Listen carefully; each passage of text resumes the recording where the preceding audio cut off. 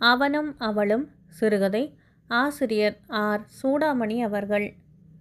கிழக்கில் கருந்திரை விலகியது. விழித்து கொண்டான். இரவு நெடுநேரம் உறக்கம் வந்திருக்கவில்லை. அதன் பிறகும் விட்டுவிட்டுத்தான் தூக்கம். இப்போது இமைகள் பிரிய மறுப்பது போல பாரம் அழுத்தியது. அடுத்த கணமே அதிர்ச்சி. இது என்ன நாள் என்பது சுரீரென்று உரைத்தது. தூக்க கலக்கம் பட்டென்று தெளிந்தது. அவன் படுக்கையிலிருந்து எழுந்தான். சீட்டி அடிக்க தொடங்கிய போதுதான் அவன் உற்சாகமாக இருப்பதாக தனக்குத்தானே நிரூபித்து கொள்ள ஒரு பக்கபலம் தேடிக்கொள்வது போல தோன்றியது. கிழக்கு புறமாக இருந்த ஜன்னல் பொன்னாற்றிலே நனைந்தது. அவன் வாழ்வும் அல்லவா என்று பொன்னொளி கொண்டு பொழிய போகிறது. தனி வாழ்வு இன்றோடு தீர்ந்தது. 10 மணிக்கு அவன் பதிவு காரியாலயம் செல்லும்போது அங்கு தோழமையும் இன்பமும் வாழ்வும் பங்கிடும் அவள் வடிவில் காத்து கொண்டிருக்கும். ஜன்னல் வழியாக பொன்னொழியோடு புல்லினங்களின் ஓசையும் பூமணமும் உள்ளே இழைந்து வந்தன. 2 மாதங்களுக்கு முன் நட்ட ரோஜா பதியன்களை கம்பிகளின் வழியாக எட்டி பார்த்தான். பசிய இலைகளுக்கிடையே நாணத்தால் சிவந்த ஒரு முகம் போல சிவப்பு ரோஜா ஒன்று பார்வையை கவ்வியது. பிரம்மாண்டமான ஒரு விரலிலிருந்து உகுந்த இரத்த சொட்டாக ஒரு பெரிய அலர்ந்த தனி ரோஜா. நேற்று அதன் சாராம்சம் போல இருந்த முகையிலிருந்து இன்று அந்த பூரண மலர்ச்சி முழு காவியமாக விரிந்து கிடந்தது. அதை அவளுடைய குழலில் சூட்டலாம். இதுநாள் வரையிலும் அவள் பூ சூட்ட மாட்டாள். ஆனால் இன்று அவர்கள் இருவரும் பதிவு ஆஃபீஸிலிருந்து திரும்பும்போது அதை சூடும் உரிமையை அவளும் சூட்டும் உரிமையை அவனும் அதே ஆஃபீஸிலிருந்து கொண்டு வந்து விடுவார்கள். அவன் பல் தேய்க்க சென்றான். முதல் முறையாக அவன் அவளை சந்தித்தது தன் தங்கையின் வீட்டில் நடந்த ஒரு விருந்தில்தான். சாதாரணமாக அவன் அது போன்ற விருந்துகளில் கலந்து கொள்வது இல்லை. கனவிலே ஓர் இசையை கேட்டுவிட்டு நனவிலே அதை மீண்டும் மீண்டும் ஞாபகப்படுத்தி கொள்ள முயன்று தோற்று இளப்புணர்ச்சியில் தவிப்பது போன்ற ஒரு சோகம் அவனை கவிழ்ந்த காலமது. அவனை உற்சாகப்படுத்த பற்பல முயற்சிகள் செய்யும் உறவினர்களின் பொருட்டு உதட்டிலே சிரிப்பு என்பதாக ஒரு பிரயாசையை காட்டி வளைய வந்த காலம். அம்முறை தங்கை எளிதில் விடவில்லை. அவளும் அவள் கணவனும் அவனை மிகவும் வற்புறுத்தி அழைத்ததன் பேரில் அவன் சென்றான். சகோதரியின் பிற தோழிகளைப் போலத்தான் அந்த அவளும் அவனுக்கு அறிமுகம் செய்விக்கப்பட்டாள். அத்தனை பேருக்கு நடுவிலே அவள் புது ஸ்லேட்டில் கிழித்த முதல் கோடு போல பளிச்சென்று தனியாக தெரிந்தாள். நெற்றியில் சூன்யமாக இருந்தது. ஓர் அலுவலகத்தில் டைப்பிஸ்டாக பணியாற்றி வந்தாளாம்.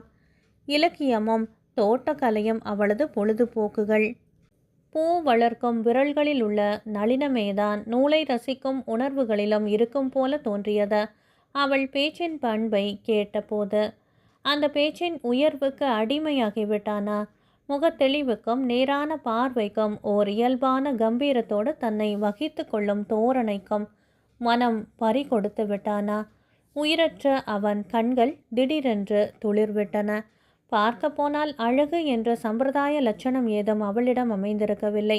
ஆயினும் உறுப்புகளின் சேர்க்கையில் ஒருவித இணக்கம் தெரிந்தது.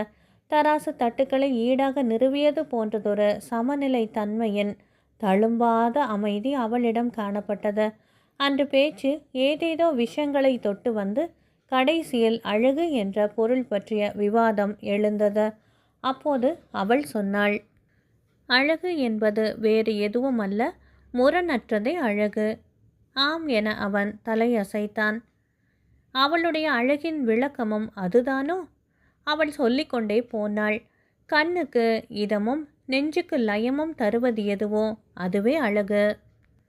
பார்க்கும் பொருளில் ஒரு கோணல் இருந்தால் அது பார்வையில் இடறுகிறது. அங்கு அழகு சிதைகிறது. அவன் குறுக்கிட்டு சொன்னான். ஆனால் விகார உருவத்திலும் நயமான ஒரு தன்மை இருந்தால் அதில் மனம் இதம் உருவதால் அங்கு முரண் மறைந்து அழகு நிலைக்கிறது இல்லையா?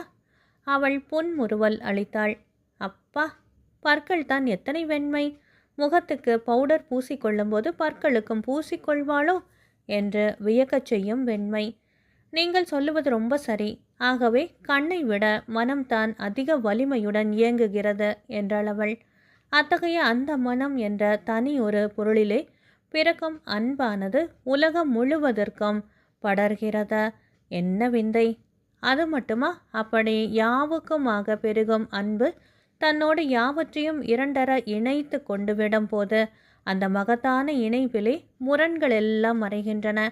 அதுவே அன்பு என்னும் பெரியதொரு அழகு வேறு இல்லை என்று அவள் முடித்தாள். அன்பே தலை சிறந்த அழகு. எத்தனை உண்மை! அவள் பால் அவன் அன்பு பூண்டவுடன் அன்பு கொடியேறிவிட்டது. அந்த அன்பு ஒரே நாளில் வந்துவிடவில்லை.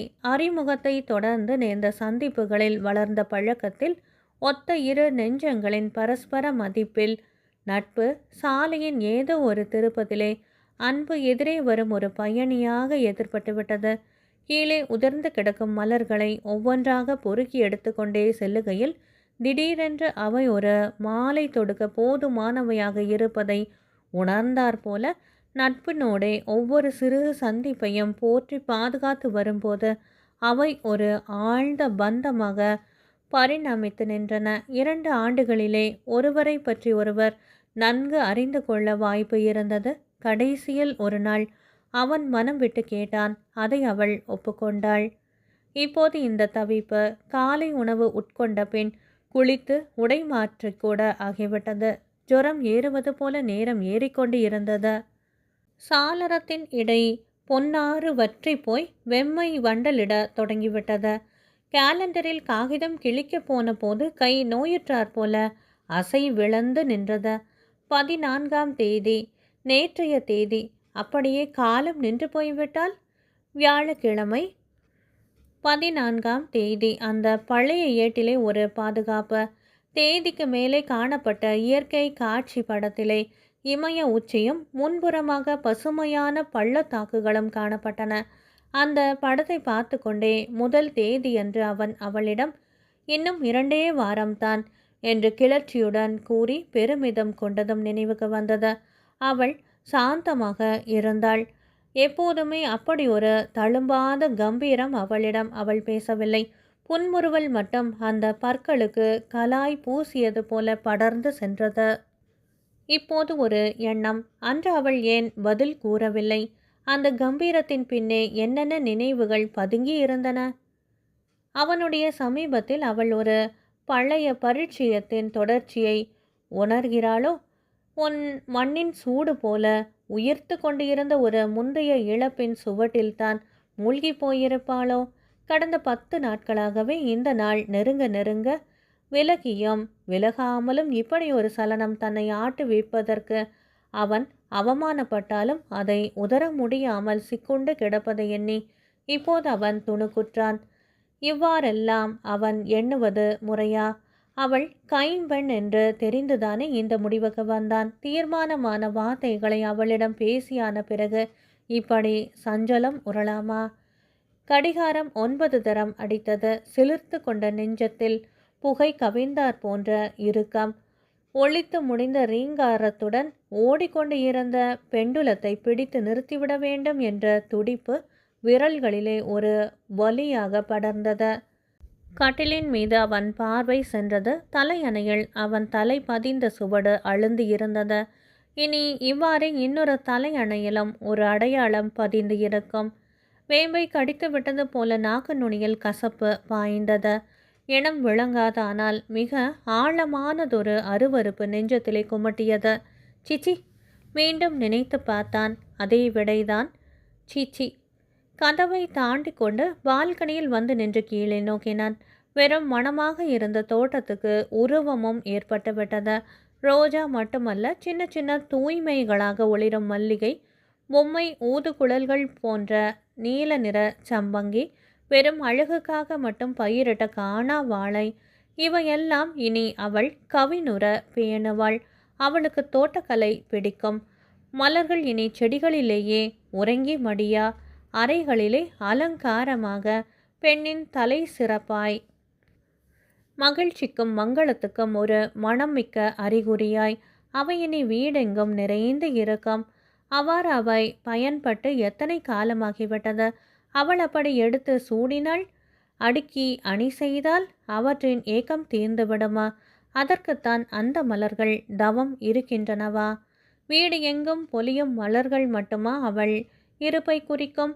கொடியிலே உலரும் சேலை, வெளியிலே அணிந்து செல்ல ஆடையோடு பொருத்தம் பார்த்து பொறுக்கி வைக்கப்பட்டு மேஜை மேல் கிடக்கும் நெக்லஸ், குளியல் அறையிலே குளித்து முடித்த வெந்நீரின் ஆவியுடன் கலந்து கவிழ்ந்து இருக்கும் சந்தனமண சோப்பின் மெத்தென்ற சுகந்தம், பால் வழியில் கொட்டி கிடக்கின்ற நட்சத்திரங்களை போன்ற தரை மீதும் மேஜை மேலும் கொத்து கொத்தாக சிதறியிருக்கும் பவுடர் தூவல்கள், நிலக்கண்ணாடியின் சட்டத்தில் சாந்து குச்சியை துடைத்த சிவப்பு அடையாளங்கள், இவை யாவுமே அவள் அங்கு இருக்கிறாள் என்ற பறைசாற்றம்.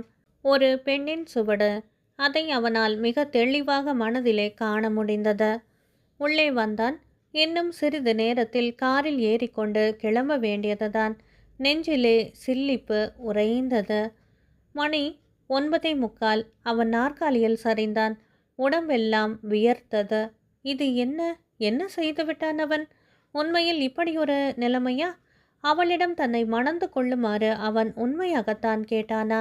அப்போது மனதை சிறுமையின் என்று உயர்த்தி பிடித்து கொண்டு இருந்தாற் போல இருந்த ஒரு பெருந்தன்மையான உணர்வு இப்போது கயிர் அருந்த படம் ஆணியிலிருந்து கலன்று விழுவது போல விழுந்து நொறுங்கி விட்டிருந்தது.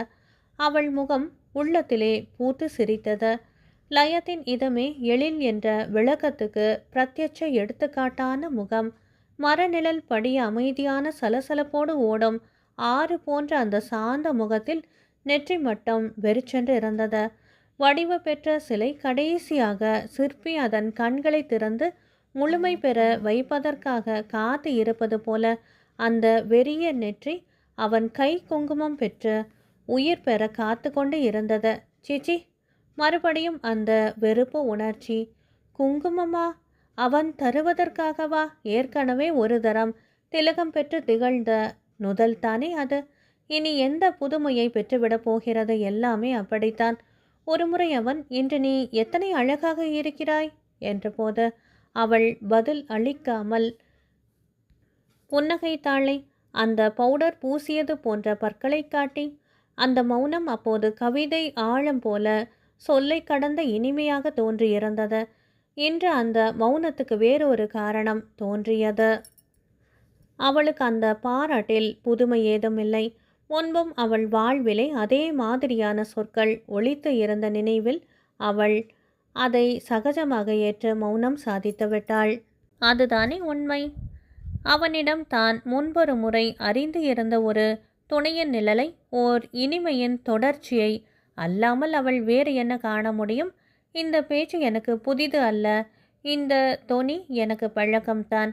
இந்த அன்பின் முக ஜாடையை நான் அறிவேன் என்பது போன்ற எண்ணங்கள் தானே அவளிடம் நிறைந்து இருக்கும். எல்லாமே அவளுக்கு அப்படித்தான். படித்த கதையாக, தெரிந்த சுவையாக. நாற்காலியிலிருந்து எழுந்தான். என்ன துரோகமான சிந்தனைகள் இவை! இது தவறு. இந்த திருமணம் அவனுக்கு மகிழ்ச்சி அளிப்பதுதான். அதில் என்ன சந்தேகம்? மணி 10 எப்போதோ கடந்துவிட்டது. அவள் காத்திருப்பாள். அவன் காரிலே ஏறிக்கொண்டு செலுத்தலானான். மனக்கண்ணில் ஏதேதோ காட்சிகள். அவன் அவளை அன்புடன் நோக்குகிறான், கரம் தீண்டுகிறான், நேசம் பேசுகிறான். ஆனால் அவளிடம் ஏற்கனவே வேறு ஒருவன் காட்டியிருந்த தன்மை அது. வேறு ஒருவனுடன் அவள் பகிர்ந்திருந்த தரிசனம். அவன் கைப்பிடியுள் புதைந்து உள்ளது வேறொரு ஸ்பரிசத்தை அறிந்த கை. 2ஆம் தர சரக்கு. அந்த அழகும் அந்த அன்பும் முழுமையாக தனக்கு உரிமை அல்ல. கிரகணம் பீடித்த சந்திரனை போல அவற்றிலே தன் ஆர்வத்தை பரிகசிக்கும் ஒரு குறை. உணர்வில் இடரும் ஒரு மூளைத்தன்மை. ஏற்கனவே வாழ்வை அறிந்தவள் அவள். மீண்டும் அருவருப்பு எழுந்தது. ஓரங்களில் எலி கடித்து பொத்தலாக்கிவிட்ட கந்தல் போன்றதுதான் தன் உரிமை. இந்த எண்ணம் வந்ததும் தன்னிறக்க உணர்ச்சியும் தலை தூக்கியது. எத்தகைய அறிவிலி அவன்! ஏதோ வேகத்தில் சின்ன மிட்டாயே போதும் என்று தலை அசைத்துவிட்டு பின்னால் தான் ஏமாந்ததை எண்ணி அசடு வழிய வேதனையுறும் சிறுவனைப் போல அவன் ஒரு மூட்டமான ஏமாற்ற உணர்விலே விரலை கடித்து கொண்டான். அந்த மனநிலையில் ஒரு கணம் அவள் மீதும் கூட ஆத்திரம் வந்தது. அவன் தான் அறியாமையில் கேட்டான் என்றால் அவள் ஏன் இசைந்தாள்? பண்பற்றவள்.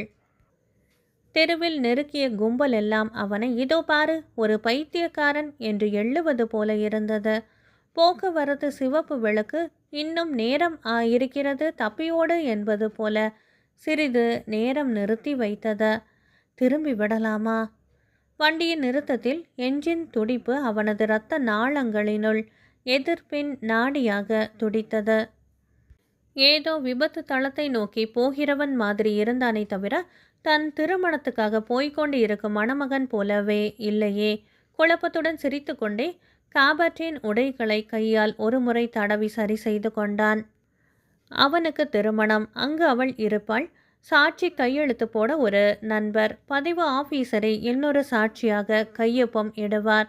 2 மலர் மாலைகள், பந்தகமாக ஒரு வாழ்வு ஒப்பந்தம்.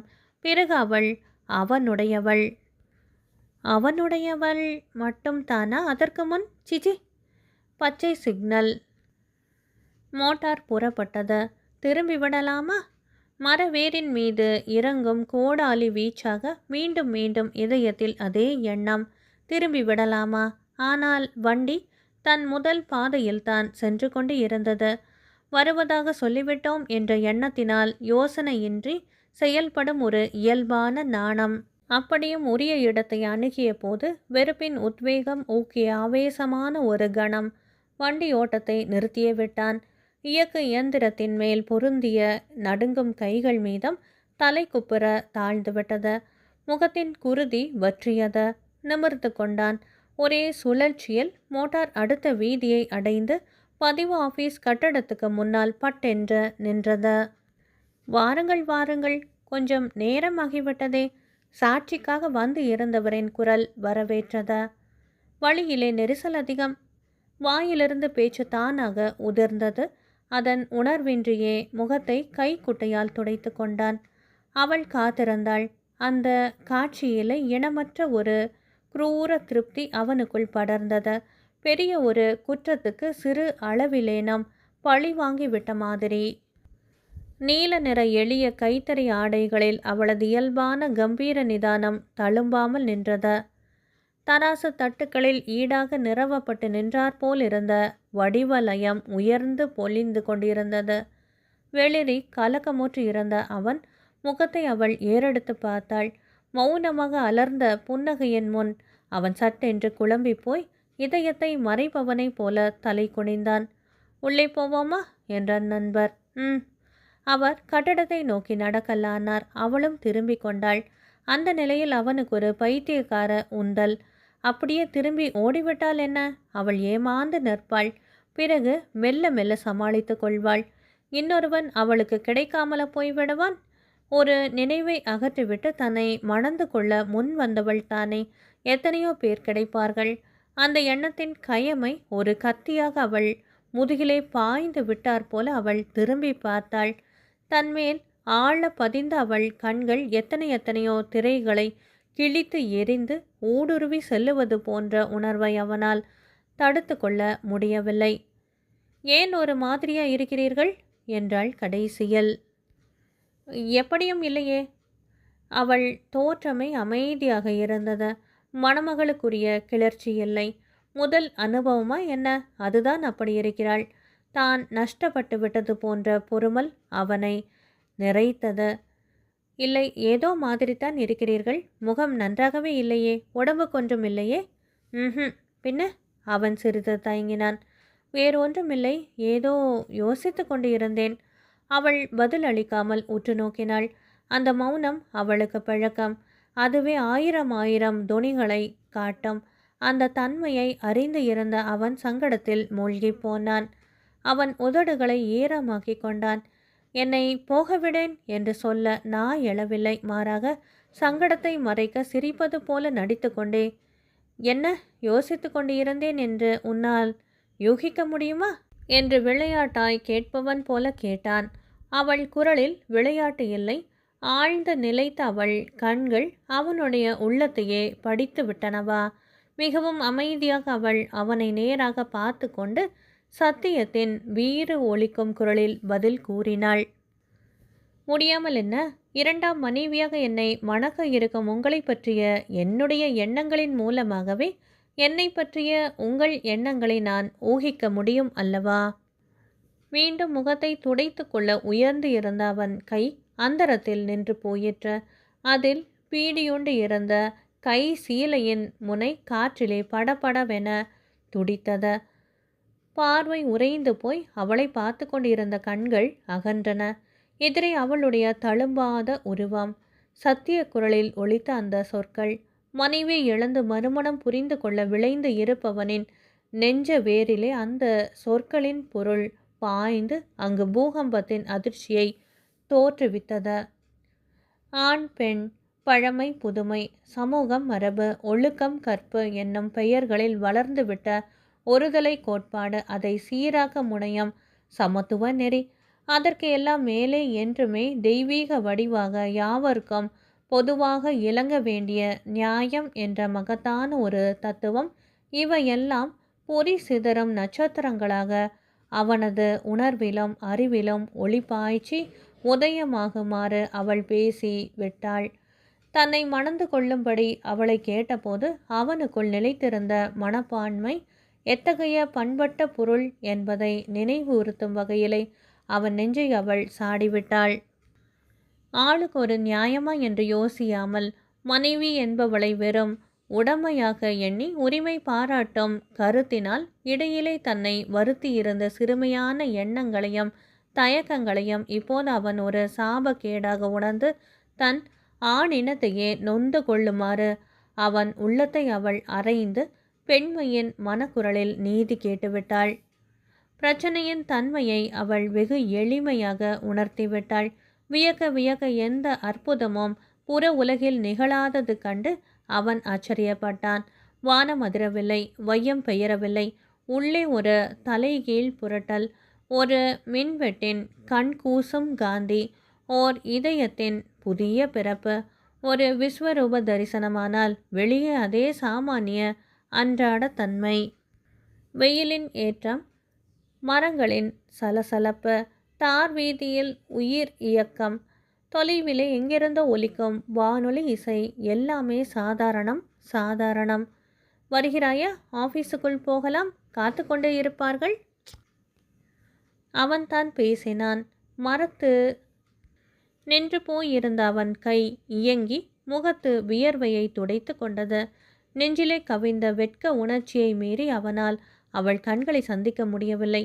அந்த கூசலின் காட்சியிலே அவள் தன் அன்பு வென்றுவிட்டதை புரிந்து கொண்டாள். அன்பானவர்களே, ஆர். சூடாமணி அவர்கள் எழுதிய அவனும் அவளும் சிறுகதை நிறைவு பெற்றது. நன்றி.